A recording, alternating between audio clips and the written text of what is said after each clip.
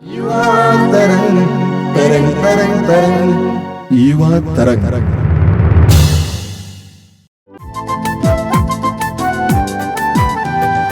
यीशु है सच्चा गडरिया, हम उसकी भेड़े हैं। हरी चराइयों में हमें चराता है। यीशु है सच्चा गडरिया, हम उसकी भेड़े हैं। हरी चराइयों में हमें चराता है।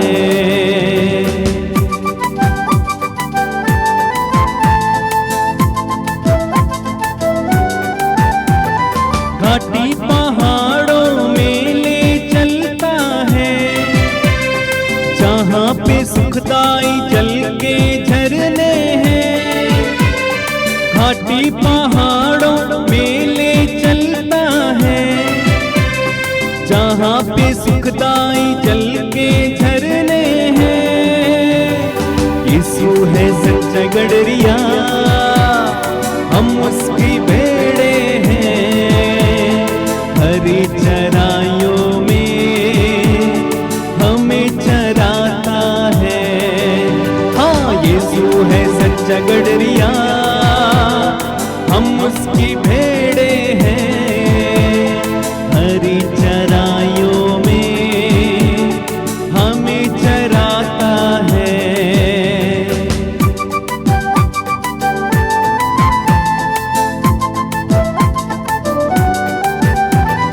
मार्गों में मेरी रक्षा वो करता है। शैतान के हाथ से हमें बचाता है। मार्गों में मेरी रक्षा वो करता है। शैतान के हाथ से हमें बचाता है। यीशु है सच्चा गडरिया, हम उसकी भेड़े हैं। हरी चराइयों में हमें चराता है।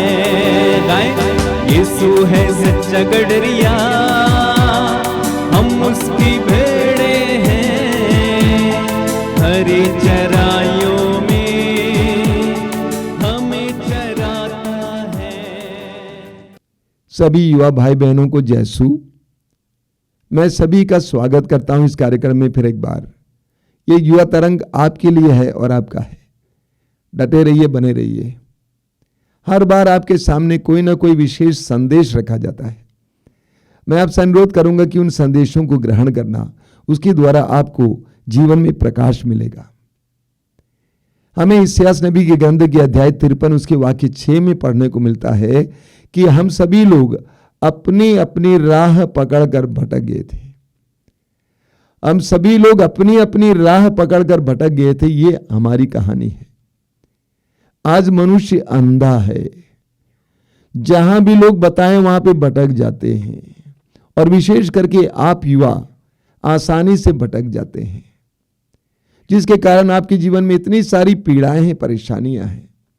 हमें इस्यास नबी के ग्रंथ के अध्याय 55 वाक्य 8 और 9 में पढ़ने को मिलता। प्रभु कहते हैं कि तुम्हारा विचार मेरा विचार नहीं है, और मेरे मार्ग तुम्हारे मार्ग नहीं है।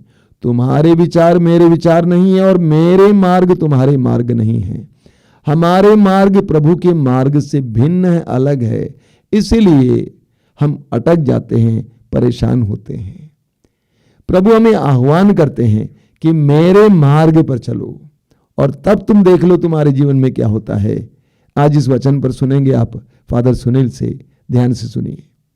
प्रिय युवा साथियों, सबको जय यीशु। आज परमेश्वर से हमारे लिए एक संदेश है जिसके विषय में हम मनन चिंतन कर सकते हैं। वह यह है कि परमेश्वर के मार्ग में शांति है। जो परमेश्वर के मार्ग पर चलते हैं अपने जीवन में शांति का अनुभव करते हैं, अपने जीवन में शांति महसूस करते हैं। और इसके विषय में हम पढ़ेंगे बारूक का ग्रंथ अध्याय 3 वाक्य 13 में पढ़ते हैं, यदि तुम ईश्वर के मार्ग पर चले होते तो तुम सदा के लिए शांति में जीवन बिताते। बारूक अपने वचन के माध्यम से बताना चाहते कि यदि आप ईश्वर के मार्ग पर चले होते तो आपके जीवन में शांति ही शांति होती। जी हाँ, जब हम प्रभु के मार्ग में चलते हैं हम अपने जीवन में शांति का अनुभव करते हैं, क्योंकि प्रभु हमारा शांति दाता है, क्योंकि प्रभु शांति का स्रोत है। लेकिन जब प्रभु के मार्ग में नहीं चलते हैं, अपने जीवन में अशांति को महसूस करते हैं, अशांति का सामना करते हैं।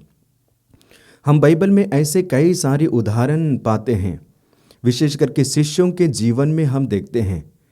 यीशु मसीह जब गिरफ्तार हुए, अपमानित हुए, क्रूसित हुए, इसके बाद दफनाए गए, और उस समय शिष्यों के लिए एक अनोखा समय था जहाँ पे वे अपने जीवन में अशांति महसूस करते थे, और इसलिए वे सोच रहे थे कि वे पुराने कार्यों को करने के लिए चले, अर्थात पुराने मार्गों पर चलने के लिए वे तैयार हो रहे थे।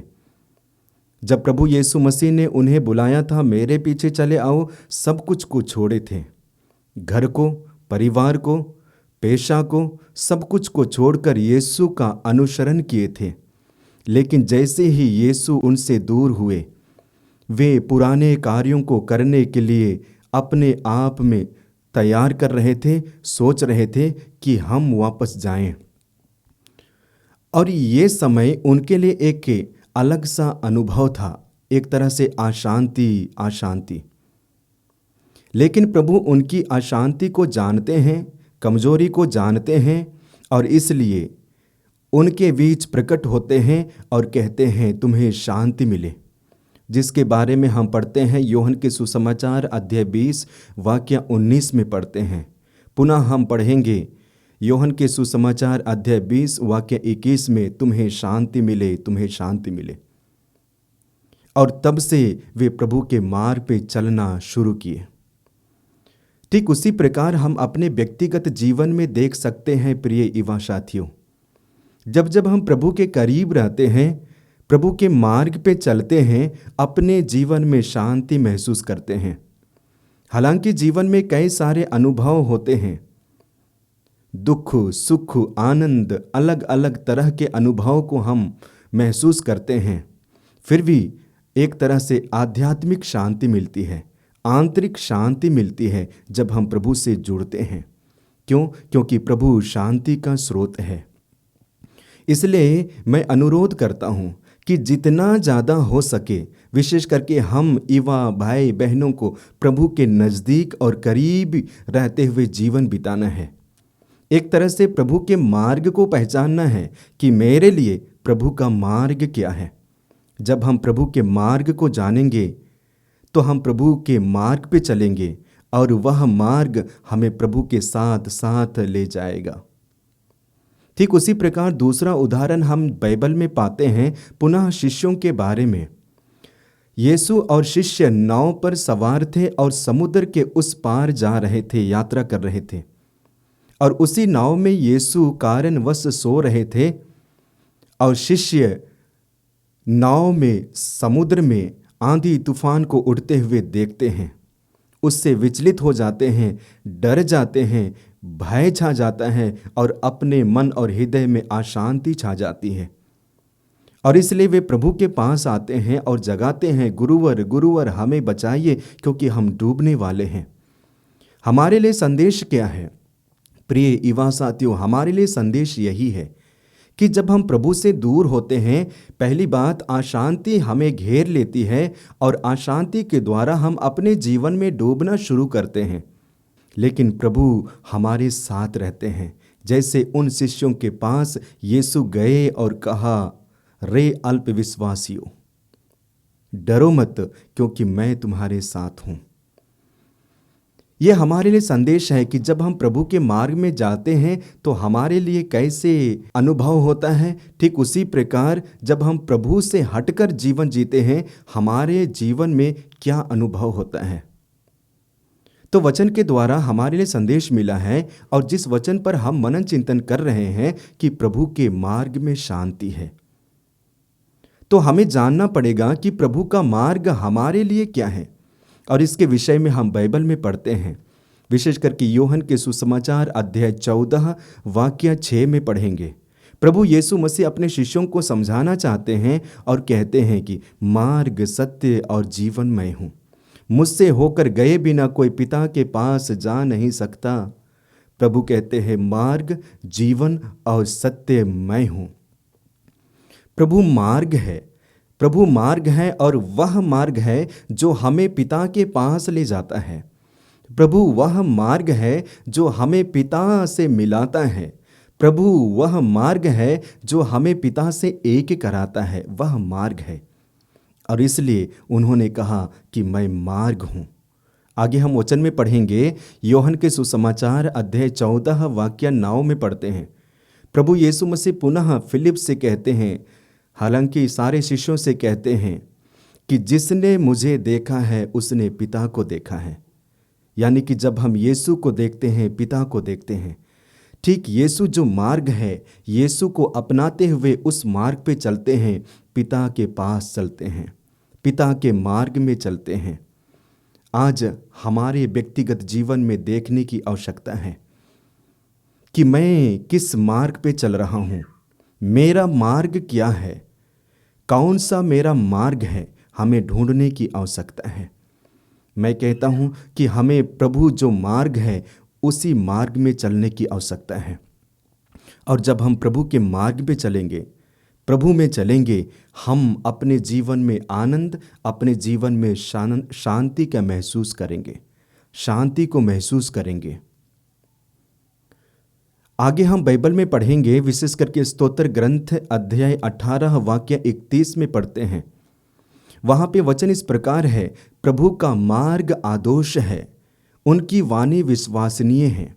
मैं पुनः इस वचन को दोहराता हूँ। स्तोत्र ग्रंथ अध्याय 18 वाक्य 31 में पढ़ते हैं, प्रभु का मार्ग आदर्श है, उनकी वाणी विश्वसनीय है। ये आदर्श का मतलब क्या है? आदर्श अर्थात बिना दोष, निर्दोष, निष्पक्ष। इसलिए वचन में हम पढ़ते हैं, प्रभु निर्दोष है, किसी का पक्षपात नहीं करता है, किसी पर दोष नहीं लगाता है। लेकिन हमारे जीवन में देखिए, दिन में ना जाने कितने बार दोष लगाते हैं। यदि ऐसा नहीं होता है, दोष नहीं लगाते हैं, तो परमेश्वर को धन्यवाद दीजिए। लेकिन यदि हम प्रत्येक दिन दोष लगाते हैं तो हमें अपने अंदर देखने की आवश्यकता है। दिन में ना जाने कितने बार दोष लगाते हैं। जिन मित्रों के साथ हम रहते हैं, जिन सहेलियों और साथियों के साथ हम रहते हैं, उन्हीं पर हम दोष पे दोष लगाते हैं। जब मेरा ही साथी, मेरा ही दोस्त बढ़ने लगता है, अच्छी नौकरी करने लगते हैं, दोष लगाना शुरू करते हैं। क्यों? क्योंकि अपने आप में हीनता, अपने आप में ईर्ष्या का अनुभव करते हैं। लेकिन प्रभु कहते हैं हमें दोष नहीं लगाना चाहिए। क्यों? क्योंकि प्रभु बताना चाहते हैं ईश्वर का मार्ग आदर्श है, निर्दोष है, निष्पक्ष है। हमें भी इस मार्ग पे चलने की आवश्यकता है। अक्सर हमारे जीवन में क्या होता है, जिन साथियों के साथ मैं रहता हूँ, जिन दोस्तों के साथ हम रहते हैं, जब हम दोष लगाते हैं, इल्ज़ाम लगाते हैं, झूठा आरोपण करते हैं, हमारा रिश्ता उनके बीच से टूट जाता है। हम एक दूसरे को समझ नहीं पाते हैं, एक दूसरे को मदद नहीं कर पाते हैं, अच्छी संगति में बढ़ नहीं पाते हैं। ईर्ष्या, घृणा, क्रोध, जलन हमारे जीवन में उत्पन्न होने लगता है, जो हमारे लिए एक हानिकारक साबित होता है। और इसलिए प्रभु बताते हैं कि प्रभु का मार्ग निर्दोष है।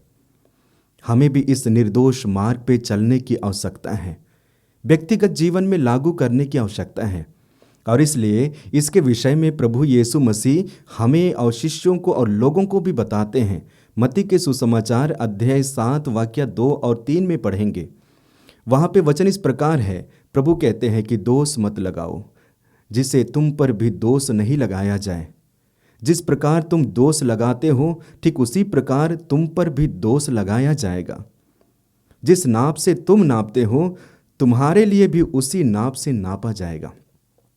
और हकीकत में वही होता है, जब हम दोष लगाते हैं, हम भी दोष लगाए जाते हैं। जो हमारे लिए अच्छा नहीं है, हानिकारक है। प्रभु का भक्त एक विश्वासी दोष नहीं लगाता है और इसके लिए प्रभु हमारे लिए एक आदर्श बनते हैं। प्रभु यीशु मसीह के जीवन में देख लीजिए, शुरू से अंतिम तक लोग दोष लगाते गए, षड्यंत्र रचते गए, विशेष करके शास्त्री, फरीसी और बाकी लोग जो यीशु को पसंद नहीं करते थे। ढूंढते रहते थे कि यीशु क्या बोल रहे हैं, षड्यंत्र रचते थे कि यीशु को कब पकड़े, कब दोषारोपण करे, और अंत में वही होता है।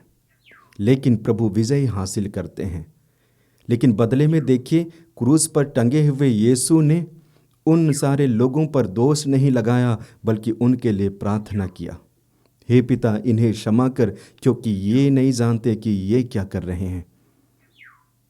ठीक उसी प्रकार का अनुभव और उसी प्रकार के गुणों को हमारे जीवन में धारण करने की आवश्यकता है। देखिए, हम बढ़ रहे हैं, आगे बढ़ रहे हैं, एक तरह से बुद्धि में बढ़ रहे हैं, ज्ञान में बढ़ रहे हैं, अनुभव में बढ़ रहे हैं, ठीक उसी प्रकार उम्र में भी बढ़ रहे हैं। आज जो हम सीखते हैं, कल वो हम बनते हैं। आज जो हम अनुभव करते हैं, कल उसको बांटते हैं। तो आज जब बढ़ने की समय में हमें अच्छे अच्छे चीज़ों को, अच्छे अच्छे गुणों को अपने जीवन में धारण करने की आवश्यकता है। यदि पढ़ाई कर रहे हैं, पढ़ाई के द्वारा अच्छी शिक्षा लेनी चाहिए। यदि मैं दोस्तों के संगति में रहता हूँ, अच्छी संगति को लेना चाहिए, अच्छी अच्छी बातों को सीखना चाहिए। यदि हम एक दूसरे को मदद करते हैं, अच्छे ऐसे कार्य को करते रहना चाहिए। अब इसके द्वारा हमें ज्ञात होता है, पता चलता है कि मैं बिल्कुल सही मार्ग पे हूँ। और प्रभु हमसे यही आशा करते हैं कि हम ऐसे मार्ग पे दिन प्रतिदिन बढ़ते जाएं। और इसलिए वचन के द्वारा हमें संदेश मिलता है कि यदि हम प्रभु के मार्ग पर चले होते तो अपने जीवन में शांति ही शांति महसूस करते। हम अपने व्यक्तिगत जीवन में देखते हैं, एक तरह से हम प्रभु के मार्ग पे चलते हैं तो हमें संतुष्टि मिलती है, हम सेटिस्फैक्शन महसूस करते हैं अपने जीवन में। जो कुछ भी करते हैं संतुष्टि मिलती है, वही होना चाहिए। लेकिन जब प्रभु के मार्ग से भटकते हैं तो अलग अनुभव होता है, जो बिल्कुल तीखा, बिल्कुल खट्टा सा महसूस होता है। आगे हम पढ़ेंगे विधि विवरण ग्रंथ अध्याय 5 वाक्य 1 से आगे पढ़ते हैं। और वहाँ पे परमेश्वर 10 नियम के बारे में बताते हैं, 10 आज्ञाओं के बारे में बताते हैं। और उनमें से आप जानते हैं कि पहला आज्ञा क्या है। फिर भी मैं दोहराना चाहता हूँ कि पहला आज्ञा क्या है। पहला आज्ञा कि सिर्फ परमेश्वर की आराधना करना है। दूसरा आज्ञा परमेश्वर का नाम व्यर्थ नहीं लेना है। तीसरा आज्ञा प्रभु का दिन को पवित्र रखना है। माता पिता का आदर करना है। हत्या नहीं करना है। व्यभिचार नहीं करना है। चोरी नहीं करनी है। झूठी गवाही नहीं देना है। दूसरों के धन पर लालच नहीं करना है और पर स्त्री का कामना नहीं करना है। ये 10 नियम परमेश्वर देते हैं और यही नियम हमारे लिए एक मार्ग है। जब प्रभु के इन नियमों को, आज्ञाओं को अपने जीवन में पालन करते हैं तो एक तरह से प्रभु के मार्ग पे चलते हैं। और इसके विषय में हम वचन में पढ़ेंगे विधि विवरण ग्रंथ अध्याय 5 वाक्य 32 और 33 में। वचन इस प्रकार है, इसलिए तुम सावधानी से प्रभु अपने ईश्वर की सब आज्ञाओं का पालन करते रहो और अपने कर्तव्य पथ से तनिक भी विचलित नहीं हो। वचन क्या बताता है? वचन बताता है कि परमेश्वर के सब आज्ञाओं का पालन करते रहो और अपने कर्तव्य पथ से तनिक भी विचलित नहीं हो। कहने का मतलब ये सारे आज्ञाएं जो परमेश्वर के द्वारा दी गई है, इन सारी आज्ञाओं में हम पीछे नहीं हटे बल्कि अपने जीवन में आत्मसार करें। और मैं समझता हूं कि आज की दुनिया में प्रिय युवा साथियों, प्रभु के इन आज्ञाओं को अमल करने की आवश्यकता है। और हम में से कितने लोग चूक जाते हैं, इन सारी आज्ञाओं का पालन नहीं कर पाते हैं, अर्थात प्रभु के बताए हुए मार्ग पे नहीं चल पाते हैं। और हमारा जीवन का अंत बिल्कुल अलग होता है। समाचार में देखते हैं कितने लोग अत्याचार करते हुए पकड़े जाते हैं। समाचार में हम पढ़ते हैं कितने सारे लोग यानी कि मृत्यु के घाट उतारे गए। समाचार में पढ़ते हैं कितने सारे लोग जेल में बंद किए गए। क्यों? क्योंकि हम प्रभु के मार्ग से भटक गए। आप जेल में देखते हैं छोटे छोटे लोग कम उम्र में जेल में जाते हैं। क्यों? क्योंकि वे प्रभु के मार्ग से भटक गए। प्रभु ने कहा कि सत्य के मार्ग पे चलो, असत्य के मार्ग को अपनाएं। प्रभु ने कहा कि एक दूसरे को प्यार करो, प्रेम करो, लेकिन दुश्मनी की। प्रभु ने कहा एक दूसरे को समझो, लेकिन एक दूसरे को समझ नहीं पाए। प्रभु ने कहा एक दूसरे का सम्मान करो, लेकिन हम एक दूसरे का तिरस्कार किए। नतीजा क्या है? हमारा जीवन जेल में समाप्त है। क्या यही है? बिल्कुल नहीं। हमारे जीवन में अच्छाइयों को जगह देना चाहिए, अच्छे कार्यों को करने के लिए बढ़ना चाहिए। अक्सर आप लोग देखे होंगे जब कभी भी यात्रा करते करते कहीं एक्सीडेंट हो जाते हैं और उसमें व्यक्ति घायल पड़ा हुआ है। आज के ज़माने में बहुत कम लोग मदद करने के लिए आते हैं सबसे पहले, लेकिन सबसे पहले फ़ोटो और सेल्फी लेने आते हैं। ये क्या दर्शाता है? दर्शाता यही है कि मैं दूसरे व्यक्ति के प्रति कितना अटैच्ड हूँ, कितना करीब हूँ। मैं एक दूसरे के प्रति कितना करीब और नज़दीक हूँ, वो मेरे लिए क्या है, ये दर्शाता है। जब अपने लोग गिरते हैं, दौड़ते हैं, जब अपने लोग घायल होते हैं, तुरंत पट्टी बांधते हैं, लेकिन एक अजनबी हमारे सामने में यदि घायल भी है, हमारा हाथ बढ़ता नहीं है, हमारे पाँव जाते नहीं हैं। क्यों? क्योंकि हम प्रभु के मार्ग से भटक गए हैं। तो आज हमारे लिए संदेश है कि हम प्रभु के मार्ग पे चलते हुए, प्रभु के शिक्षाओं को अपने जीवन में धारण और अमल करते हुए एक ऐसा जीवन जिएं कि आज के इस आधुनिक भारत के लिए हम आदर्श बने, युवाओं के लिए हम आदर्श बने, एक दूसरे को मदद करें, एक दूसरे को सहन करें, एक दूसरे को सपोर्ट करें और कंधे पे कंधा मिला के आगे बढ़ें। परमेश्वर की इच्छा यही है, कलीसिया की इच्छा यही है कि हम सब एक साथ बढ़े, सबका सम्मान करें। लेकिन जो प्रभु के मार्ग पे नहीं चलता है, उनके जीवन में क्या देखने को मिलता है? बाइबल में हम देखेंगे, विशेष करके उस धनी व्यक्ति के बारे में देखिए जो अपने बारे में सोचा करता था, अपने लोगों के बारे में ही सोचा करता था और अपने भविष्य के बारे में सोचा करता था कि मैं इतना धन कमाऊंगा और काफ़ी समय तक मैं खाता पीता और आनंदित होता रहूंगा। लेकिन उनको पता नहीं था कि ईश्वर की इच्छा के अनुसार उसी रात को वो ले लिया जाएगा। हमारे जीवन में भी यही होता है, मैं और मेरा। मैं अपने भविष्य को सजाने और संवारने में लगा रहता हूँ, लेकिन आज परमेश्वर के द्वारा हमारे लिए संदेश है कि हम प्रभु के मार्ग पे चलते हुए अपने आप प्रभु में बढ़े जरूर, लेकिन लोगों को भी बढ़ने के लिए अवसर और बढ़ने के लिए एक आदर्श बने। इसलिए प्रिय युवा साथियों, यदि संक्षिप्त में कहा जाए कि प्रभु का मार्ग क्या है, प्रभु का मार्ग शांति का मार्ग है, प्रभु का मार्ग न्याय का मार्ग है, प्रभु का मार्ग प्रेम का मार्ग है, प्रभु का मार्ग सत्य का मार्ग है, प्रभु का मार्ग धार्मिकता का मार्ग है। आइए हम भी प्रभु के इस मार्गों पर चलने के लिए प्रयत्न करें। और इसके विषय में हमारे लिए संदेश मिलता है कि स्तोत्रकार कि प्रभु के मार्ग में चलना कितना पसंद करता था। और इसके बारे में हम पढ़ते हैं स्तोत्र ग्रंथ अध्याय 27 वाक्य 11 में।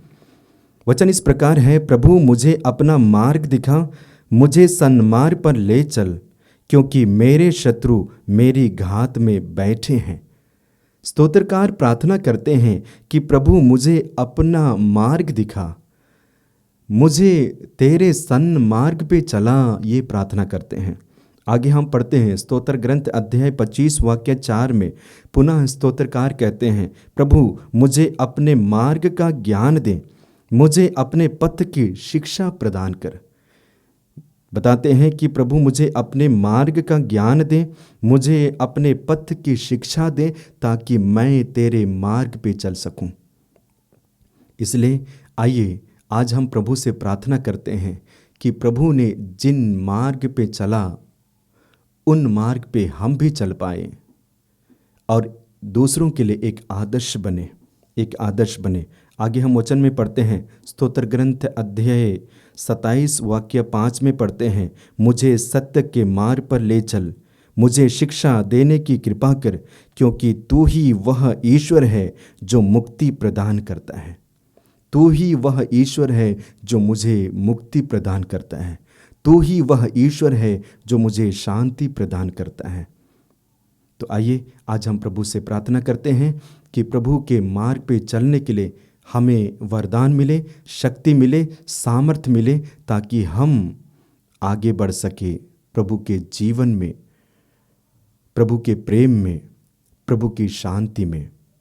प्रभु हमें आशीष दे। धन्यवाद फादर सुनील। आइए हम प्रार्थना करें। अपनी आंखें बंद कीजिए। दयालु पिता, धन्यवाद देता हूं तेरे पुत्र यीशु के द्वारा हमारे लिए जीवन का मार्ग खोलने के लिए। प्रभु यीशु, तूने कहा मैं ही मार्ग, सत्य और जीवन हूं। तू ही मार्ग है। जो तेरे वचन पर विश्वास करता है वो मार्ग उसे प्राप्त होता है। जो तुझे ग्रहण करता है वो मार्ग उसे प्राप्त होता है। प्रभु यीशु, इस संसार में इतना अंधेरा है, मनुष्य भटक रहे हैं, मनुष्य अंधाधुंध जीवन जी रहे हैं, और विशेष करके हमारे युवा भटक रहे हैं, अलग अलग दिशाओं में जा रहे हैं। हमें जीवन का मार्ग बताइए, जीवन के मार्ग पर चलने के लिए कृपा दीजिए। विश्वास के साथ जीवन के मार्ग पर चलने के लिए कृपा दीजिए, ताकि हमारा जीवन सुखमय हो, सफल हो। प्रभु यीशु, मेरे इन छोटे भाई बहनों को आशीर्वाद देना, उनको तेरे मार्ग पर आने की कृपा देना। तूने कहा मार्ग, सत्य और जीवन मैं हूं।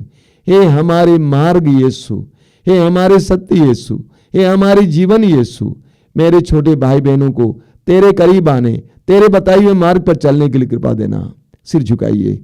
सर्वशक्तिमान परमेश्वर, पिता, पुत्र और पवित्र आत्मा आप लोगों को आशीर्वाद प्रदान करें। आमीन। जय यीशु। हमें किसी का डर अब तो नहीं है, क्योंकि यीशु जो मेरा साथी है। हमें किसी का डर अब तो नहीं है, क्योंकि यीशु जो मेरा साथी है। यीशु है सच्चा गडरिया, हम उसकी भेड़े हरी चराइयों में हमें चराता है। एक साथ, यीशु है सच्चा गडरिया, हम उसकी भेड़े हैं। हरी चराइयों में हमें चराता है। हालेलुया, हालेलुया, आमीन, हालेलुया, हालेलुया, आमीन, हालेलुया, आमीन। और एक बार, हालेलुया, आमीन, हालेलुया।